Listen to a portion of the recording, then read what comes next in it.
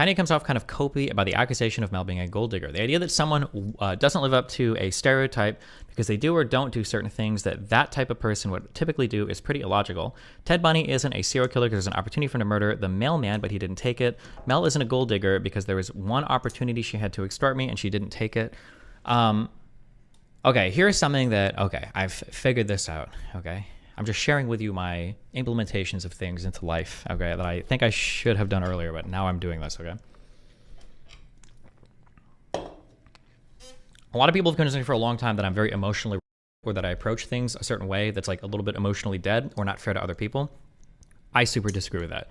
I think that most of my world is like pretty fact-based, including things that emotionally affect me. It's not like I don't have emotions. They do, and they impact me. But I think it's fair that when you're having disagreements with people, that we can talk about like statements of fact. If we're having a disagreement on something, I think it is completely valid. When I say valid, I don't mean we can have two different perspectives on things. I'm saying that my perspective is correct and yours is wrong. I think it is totally valid that before we get into a discussion over how we feel about things or a back and forth over argument something, we should be able to lay out and agree on a certain level of facts. And if we can't agree, the conversation doesn't move forward. I think that's correct. I think if you have a different approach, I think it's wrong, and I think you need to work on that. Okay, for a long time, I've had people tell me that this is not a fair way to approach conversations. That's bullshit. I think that is a totally fair way to approach conversations. That being said, something I've noticed is that when I have disagreements with people, something that really minded me for a long time is we'll disagree over a particular thing, and I'll say, well, okay, well, help me understand this because you've done this and this and this and this and this. And all of these are super consistent with the mind state that I'm ascribing to you. So can you tell me what I'm wrong about? And 9 times out of 10, and by that I mean 10 times out of 10, usually the response is for the other person to break down, throw a temper tantrum, say that I'm gaslighting them, or say that I'm denying their feelings. That's bullshit, okay? So I would say the same thing in this. Listen, if I say something, whether it's a personal analysis or relationship analysis or any type of political analysis, if you think I'm incorrect, okay, well then show me where. You have to lay out some like argument. You've got to give some fact. You've got to point to some behavior or some analysis that's wrong. A lot of people, I notice the red pill people do this a lot. A lot of people say, oh, you're cope. What is your evidence for the cope? Like, I think I've laid out a pretty consistent argument, right? For instance, if Melina was a gold digger, why did she pay for some of her flights on her own? Why did she give me back $100,000 that she didn't have to? Why did she pay me back rent on this apartment when I told her she needed to? Why didn't she have me like send her money, give her things, buy her do? Like, there's a million things that like, if Melina was a gold digger, she would have done this, and this, right? But she didn't do any of those. How do you account for that? You have to have some accounting for that. I don't, because it's all consistent with my story, right? The reason why Mel asked me for money is probably because she just realized like, holy shit, I'm probably gonna lose my apartment here. Whatever new thing I get, the rent is gonna be way higher. And now I'm trying to support 2 people because my new boyfriend doesn't work. That's a my situation. And if she can go back and be like, okay, well, hold on. I just paid $5,000 to fly to New York and to ship all my back to Sweden. I think you should pay me money because my got in Sweden now. I can understand where she's coming from. Obviously, I completely disagree. But I think that my explanation for the mindset, everything, it's fully consistent with every single fact. Everything is accounted for. Your statement is just like, oh, well, I think it's code. Like, okay, well, give me an argument for it. This is, but anyway. Oh, I don't subscribe to red pilling. I just remember you said you had a sort of revelation on the type of person Mel was the whole time and that she asked for money from you when she had said originally she didn't prioritize money. Mel does not prioritize money. Mel is not a gold digger. Again, I know that everybody's going to run with that and everyone's saying that, but she's not. Mel, I said this originally, Mel just wants enough money to like have an apartment and go travel and like live, or probably not travel anymore because Tim doesn't like to, and just like live her life and do goofy shit. Like, that's more or less all Mel wants. The reason why she's asking for money now is because she just realized that she's probably going to lose her super cheap apartment in Sweden, and now she's feeling like a huge crunch.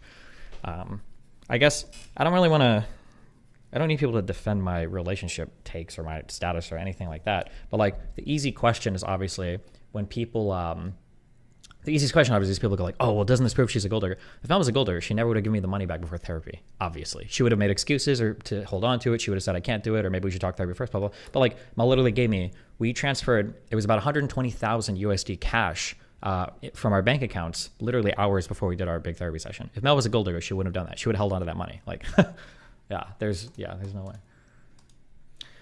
You're attaching way too much rational thought to an irrational situation. One of the biggest mistakes that people make are people don't understand what it means to be rational or what it means to be irrational.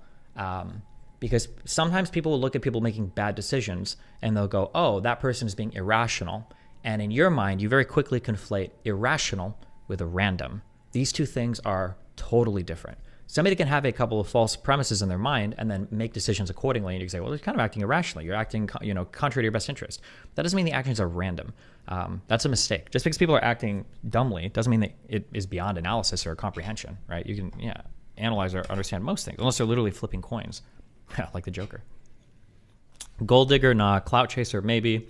Didn't she date a smaller content creator to you before? This time she has a pretty big TT following. Do you think she's chasing that? No. Melina, no. Again, if Melina was clout chasing, there's like a billion things that she could have done better. There's like a billion things that she could do differently. Did she reach out to you after stream yesterday? No, she's blackmailed everything. I don't think we're ever talking again. Or maybe in a couple years, who knows. Are you gonna watch the Walsh video? I'm not watching any Daily Wire people talk about my relationship. No. The last thing I ever want is to listen to a red pillar or a conservative try to diagnose any relationship problem. All it is like, here is a conduit for me to just preach all the stuff I always preach with zero like real world interaction, engagement, or analysis at all. It's just boring to me. I'm pretty sure I even said this much in the chat logs, but she's like, you lied about that. Probably trying to make something I lied about everything. But anyway. I see his point. I think, I think that's like about... Wow, Chain, what an amazing link. Thank you, I agree. Thank you so much for this. I think that's like all I want to say. People that pretend not to see my point here are being delusional. You don't have to... I think that we all have an intuitive understanding of the fungibility of money. You might not be able to... You might not know what the word fungibility means. You might not be able to express it in clear words, but I think all of us have an underlying understanding about the fungibility of money. I can express this very easily. If I see somebody on the street and that person is starving and they're like, can you please buy me a cheeseburger? And I give them $5 for a cheeseburger, that's fine. If I see somebody on the street starving and they've got like a $20 bottle of liquor with them, I'm like, no, I'm not giving you money for food. And they're like, well, why not? And they're like, because I'm subsidizing your drug habit. They're like, well, hold on. I'm not going to use your $5 for drugs. I'm going to use your $5 for food and my $5 for drugs. It's totally different. Do you see? No, it's not different. The fungibility of money. If you're buying a thing and I'm giving you money, in a way, I'm essentially like, I'm kind of funding all the other things you're buying. That's how that works typically, Yeah. I think we all understand like intuitively, Destiny, sure, that's true, but saying that you pay for the apartment sounds way worse. True noise. I have never said that in my entire life. Point me the logs. I even say, this is why I don't know why I qualify myself. I know why I qualify. I'm sorry. There's always going to be one random that needs to be from reality. I'm sorry.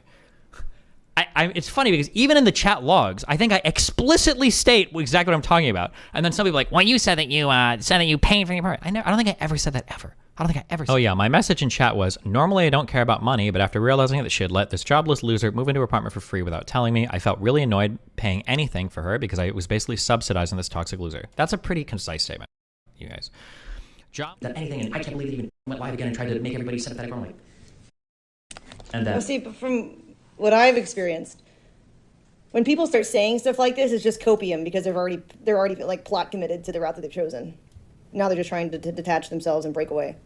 So they'll get themselves hyped in an angry way, so it makes it easier for them to like move on. So that's what I can't believe I didn't say that, which is because she already has a new route and she's committed to it. Oh, yeah, that's true. Wait, why am I watching this? Why are you linking me this?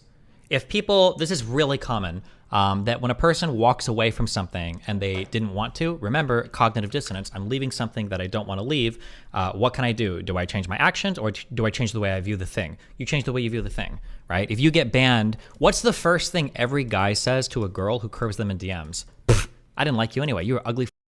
I'm glad you said no. I was playing a prank the whole time, right? That's always, people will try to like emotionally re-encode their past experience with the thing to make it seem like it was like always bad or stupid or whatever, blah, blah, blah, yeah. I have never heard that in real life. You might not have heard that example, but there's a lot of times in real life where people will say things like, oh yeah, I dumped that guy. That guy was an asshole. Cam, I never liked that dude. It was always a horrible person. This guy forever, blah, blah, blah. And it's like, why the f you date this guy for 2 years? What do you mean he was always horrible? What the f are you talking about? People will do that. People do that a lot. Yeah, it's stupid. I appreciate that, Destiny. All right, bye. Remember to hit that like and subscribe, and don't forget the notification bell so that my videos show up right in your feed.